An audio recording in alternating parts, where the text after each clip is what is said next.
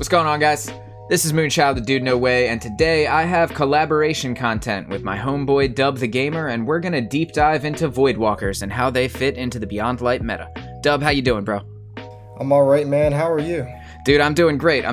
So what subclass did you run and what build did you set up for your Voidwalker deep dive? For my Voidwalker video, I was running Ace of Spades with Felwinchers, but the main selling point is that I was using Necrotic Grips, and with Necrotic Grips on the middle tree Voidwalker subclass, which is Nova Warp, you can actually one-hit melee any enemy as long as you have a powered melee ability. And this is really great when you're just closing in enemies from a distance, and I also took advantage of Blink, and Blink is really underused, so in my build, that's how I was using to combat. So go ahead.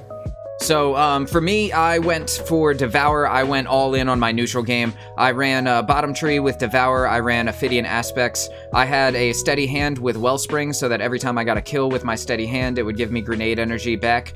And if my grenade was full, that energy would go towards my melee and my rift. And the melee is another opportunity to proc Devour. So that, it turns out, I really liked Devour in my play session with Voidwalker, even in the Beyond Light meta, even against Stasis. I was going on some nasty kill streaks, dude. There was one game where I was fighting at B, and I got Devour to chain for like a minute and a half almost straight. And there was like almost no time where I was using the Voidwalker where I felt like I was waiting for my grenade to come back, or I was waiting for some way to proc Devour. It was like every time I needed Devour, just about, maybe like 10-15 seconds here and there where I didn't have it. But for the main selling point, like Devour was the main reason why I wanted to run it, the main power fantasy of the class, for me at least, and it nailed it. It nailed it, dude. I was winning engagements and back to back engagements and over again. And because I was using Ophidian Aspect and the 120 RPM hand cannon, Ophidian, because it gives you faster reloads, combats the slow reload inherently of a 120 RPM hand cannon. And then also it gives you fast handling, which combats the inherently slow handling of a 120 RPM hand cannon. And so literally all of my thought and focus on this build was just to dive into the neutral game as hard as I possibly could, and it worked, dude. It worked. Yeah, and I'm totally with you on that. I mean, the only reason that I had to use Nova Warp and saying, Nova Warp isn't really like, the best super in the game right now, but the only reason I was tapping into Nova Warp was to get those one-hit melee kills, but also at the same time, I mean, for me personally, I really enjoy using Blink, and I found a lot of success with it, because what I realize is that most people are not looking for you in the air as a Warlock. They think you're going to be on the ground. They think you're going to be pushing on the ground as a Warlock. I mean, you could float, but Blink completely takes away your float ability, right? So when you're playing with Blink, you are essentially using a higher jump, like a Hunter almost. And I started playing my build as if I was playing Hunter, and it started working really well for me. But going into what you were saying about Devour, every time you use Devour, you're always getting your health back. So in any engagement that you're playing with, once you get a kill, now you're back in the fight, right? You don't have to go and disengage, you don't have to wait for your health to come back. That's how you could get triple kills. You might even get a 7th column using Devour, and I've seen it before, and it's an effective way to really combat the fast-paced meta of Stasis. Yeah, it definitely is. And one thing that I really enjoyed about Devour is that when I would get frozen and I would get low, if one of my teammates finished that guy off, I still had Devour active, and I could still take it to the next engagement with me. And one thing that people sleep on is the ability to recharge your grenades just with the perks from bottom tree Voidwalker.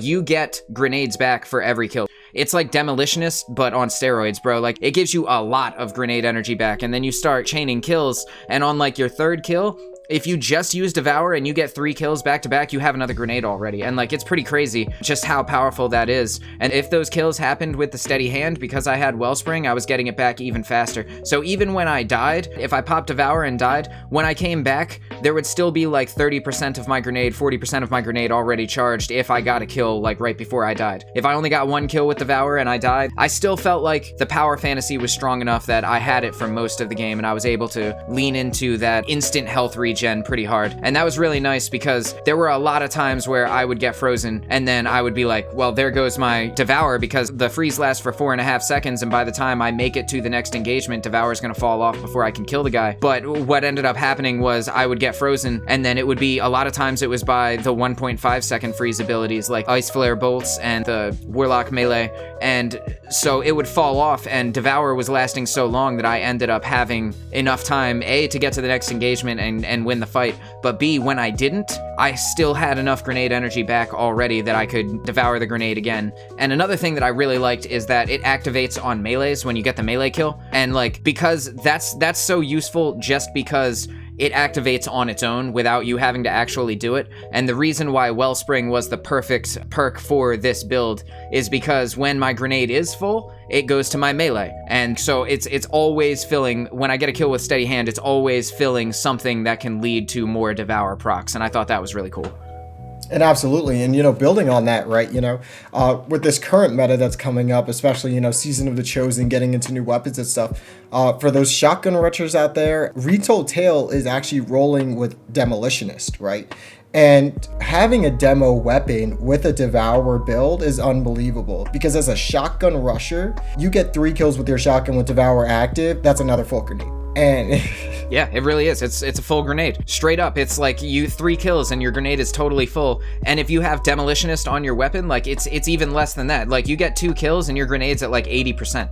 It's crazy. Yeah, and with the Devour subclass, you have some things, you have Nezarec Sin, right? And Nezarec Sin with Void weapons, you're getting your ability regen back even with that. You have Verity's Brow, and every time you use your grenade, your allies get abilities back too. So, I mean, there are so many ways that you could play around these Void subclasses, and I feel like a lot of people miss that. I feel like, the Stasis meta has really gotten people to this point where they think like, oh, if I don't use a shotgun, if I don't use a 120, and if I don't use Stasis, then I'm going to lose in Crucible. And I honestly don't believe it's like that. I feel like you just need to find something that you're comfortable with, and however you're going to build on that, you just have to spec out to make sure that you always know what you're doing and what you have in your arsenal. Yeah, definitely. I think that if you don't want to play Stasis, for some of the light subclasses, Devour is one of them, definitely in my opinion. Top Tree, Dawn Blade, Spectral Blades, these are still competitive options, and I think a lot of people sleep on the light-based subclasses right now just because of how prevalent and how powerful Stasis and the aspects and the fragments are, and they are, don't get me wrong. There's a lot of things about Stasis that are a lot better than the light-based subclasses, but a lot of them can still compete, and I think that if people don't give them the chance, and if they don't dive into that, then they're limiting themselves in how much they understand and how well they understand the game and the Crucible at large, because when somebody comes in with a Chaos Reach and murders your Behemoth Titan, it feels bad, and you wonder how he got his Chaos Reach in a minute, and but because you only play Behemoth Titan and you won't switch off a Stasis or switch to a different class, like that limits you in how much you can understand and how much you can learn how to fight these classes back. And I think that because you and I spend so much time trying out different classes, trying out different builds and different playstyles and things like that, this was a really good opportunity for us to really deep dive into this topic, because a lot of people are just stuck in their ways right now, but the Travelers still got shooters out here, baby. Like, we're still doing it. Devour's still doing it, bro. I feel you 100%. And going back to what you're saying about people just effectively using Stasis, don't get me wrong, Stasis has a very high skill ceiling. I mean, there's a lot you could do to combine stuff. And I even made a video just completely specking into just spamming abilities on a Titan, right? And as cool as that is, then you start to realize that, okay, I play Stasis Titan all the time, but there are still things in this game that are still viable. I mean, you see that Top Tree Dawn is still something that is just amazing to do, and the things that you could pull off with Top Tree Dawn is still amazing. With Warlocks, with Blink, using Astrocyte Verse, your weapon's ready faster. If you're running a shotgun and you used to play D1, Astrocyte Verse is going to give you the same thing as how it used to play Destiny 1 with Blink. I mean, there's so many things that Stasis does, which is great. Don't get me wrong, the slow effect is cool and the freeze effect is cool, but in terms of just playing raw Destiny, and as you go down the line, right, Bungie's already already said that they're looking into nerfing Stasis, right? And then from there, they're looking to re-alter how the light-based subclasses are working. They said they're working on it. So if you can understand how these light-based subclasses are working now, and say the light-based subclasses patch rolls around and one of the light-based subclasses that you're using gets a buff, then that's even a better benefit for you because you've already sat there and learned how to play that light subclass. So just another thing to add on to that. Yeah, definitely. How did you enjoy using Blink without Astrocyte Verse? Because I know you were using the Necrotic Grip. That was my first question for you. Absolutely. Using Blink just in general, I'd say the first thing you should do is learn how to use Blink without Astrocyte Verse. Because if you learn how to use Blink without Astrocyte Verse, then when you put on Astrocyte Verse, it's going to feel like you're putting on like a whole nother level. Now, anyway, going with Blink, using Blink with Necrotic Grips, one thing I was able to do very consistently was be able to blink over somebody, not even shoot my gun, just blink over them as they're pushing me and just run around behind them and melee them and then run away because they'll die in one hit. And I know I could secure that kill. Another thing that Necrotic Grips allows me to do with Blink is that if I'm in a really tight situation and I need to just cross a corner, I could blink over the corner, get to cover safely, and if I run into an enemy and I know I won't be able to survive, just a melee and I know I'll be able to trade at least. So in a competitive sense, if you want to guarantee yourself a kill and you have a powered melee, all you need to do is melee somebody, and if they're running, I believe, 8 resilience or less, they'll die. So it's pretty good for even those high resilience players, you know, having a one-hit melee. Because it takes time to burn down, did you find that a lot of times you were able to get the melee and then still secure the kill before you died, or did you die quite often to the fact that it has to tick them down to death? Well, that's totally fair. One thing that's overlooked about Middle Tree and Voidwalker is that when you melee an enemy, it does like force damage to them. So if you see like the Behemoth melee, if you hit people the right way, you'll just fly them in the walls. There are some times that the Middle Tree Voidwalker ability, when you melee people, they'll fly back. And there's some times where I'm able to hit them, they'll fly back, and I can just either run or I can finish them up with a primary from afar. Especially if it's, you know, someone who's just trying to pull out their shotgun to shoot, you could force push them back, almost like using Star Wars and the Force, you know, push them back and then, you know, take care of them from afar. But I only used it really like that when I know I had to trade. If I knew I didn't have to trade, I would just use the melee ability, get out of there, and then just run. Because running is a good thing to do. You shouldn't have to trade your life every time you get into an engagement. I don't believe you have to do that. So yeah, I was able to secure the kills a lot of the time. And then my final question is, what is Nova Warp as a super missing to be relevant in the Beyond Light meta? Or do you feel like it's not missing anything? Do you think it's a good enough super as super stand right now? Absolutely. I feel like if you're using Nova Warp without Blink, you're at a severe disadvantage. Blink works in Nova Warp and it allows you to go extremely far. But Nova Warp as a super is just, it's horrible right now. I mean, back when Forsaken first came out, year 2 of Destiny, Nova Warp was the best super in the game. It was unbelievably overpowered. You could kill any super in the game with it with just one single charge blast. But since then, it's been nerfed just horribly into the ground. Maybe there might be a rework coming of that subclass soon, but at this current moment, no. Nova Warp's not really viable in competitive content. The middle game is really great for Nova Warp. I mean, you still have handheld supernovas. We haven't even talked about that, right? One hit kill with your grenades. That's basically a melee, right? You know, you could use that. Yeah. You had a one hit kill with both the grenade and the melee. Yes. Yes, and whatever way you want to play Nova Warp with Necrotic Grips has 2 ways that you could kill somebody at close range, and that's handheld supernovas, and that's also your melee. So I mean, it's a pretty deadly middle game subclass for close calls and close encounters. And also keep in mind, whenever you get a kill with your grenade or you get a kill with your melee, you get health back. So it may not be as potent as Devour, right? But at least you still have a way to get yourself back in the fight a little quicker than others. Yeah, for sure. I totally forgot about the health regen on a kill, to be honest. It's been so long since I played Nova Warp. Right. And now I got some questions for you, man. Shoot. You know, with Devour, one thing that I will ask you is that, do you find yourself finding it hard to proc Devour, even when you don't? I mean, you have your grenade, right? But say if, you know, you're running low on your grenade, is there other ways you spec into your subclass to make sure that you can basically give yourself a grenade if you don't really have another way to proc it? Yeah, so one of my favorite ways to do that is to slot Double Bomber on my mark. And what Double Bomber is it's a class ability mod, and it gives you, if you double slot it, it shaves 14 seconds off of your grenade when you use your class ability. and 14 seconds is a lot of your grenade time when you're at a tier 10 discipline. I think on the light-based subclasses, I want to say tier 10 discipline is 32 seconds, so 14 seconds off of that is almost 50% of your grenade recharge just instantly back.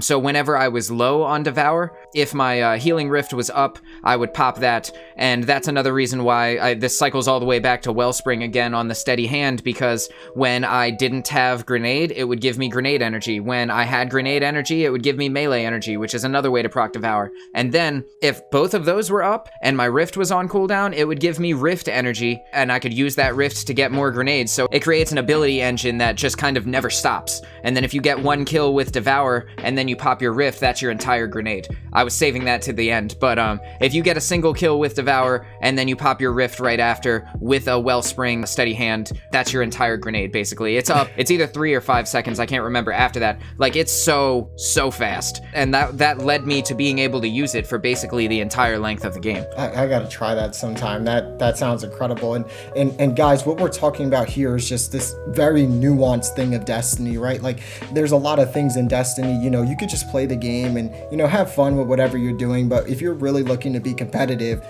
there are so many things that you could do to just save time. A lot of what we're doing right now is trying to save time and optimize. So this goes into my next question, right, for you. With using this kind of build, do you feel like this would be better for something like a 6v6, like an Iron Banner, something like Trials? I know the state of Trials is horrendous right now, but could you see, you know, using this in Trials, Survival? How do you see yourself using this build a lot?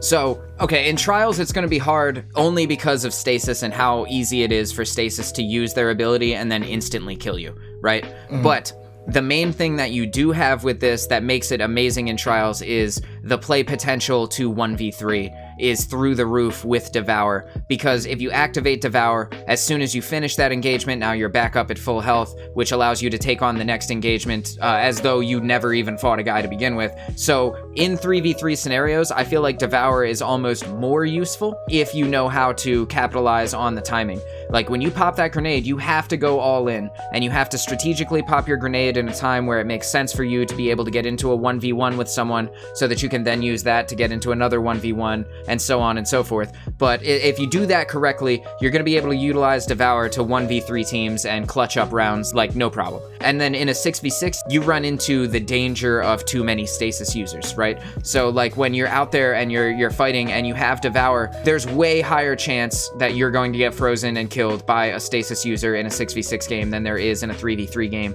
And that, in my opinion, that takes away a little bit of the power of Devour, because as defensively powerful as being able to have all of your health back instantly is, having all of the enemy's health taken away instantly is also really powerful. So it's kind of the yin to the yang of Devour, where Devour is max survivability, Stasis is kind of max lethality, and the two of those together in a 6v6 scenario, it can get chaotic. But if you're really fast, like I did where I went all in on the neutral game with Ophidian Aspect for the fast reloads and the fast aim down sights and swap speeds and things like that, because of how fast I was able to move, I was able to capitalize on that and do really well, even in the Stasis meta, even in 6v6 with as chaotic as it was, I still did really well. And to put on your point, right, one thing that's, you know, we kind of overlooked, right, when you pop Devour with your grenade, you get instant full health regen, instantly. Instant. So, yeah. So if you made a mistake and you slide out of there, you can hold your grenade and then re-engage at full health while the enemy thinks you're weak. That gives you a huge advantage. Yes. And, you know, something like that, right, you can't really put on paper as per se. That's not really like an ability as per se. Like, we can't say like, hold your grenade in cover to give yourself full regen. We'll just say that's how you can use the ability, right? So if you're in a competitive setting, right, and say you're in a very close quarter, right, and your health low and you might have someone pushing you, if you feel that you have enough time to pop your grenade, if you pop it and give yourself Devour, that's instant health, and then you can push out and your enemy might be weak, right? And that's an easy kill. Yeah, definitely. All right, Dub. Again, thank you so much, man. I appreciate the time. Take care, man. Have a good one. I'll be catching you in Crucible, dude.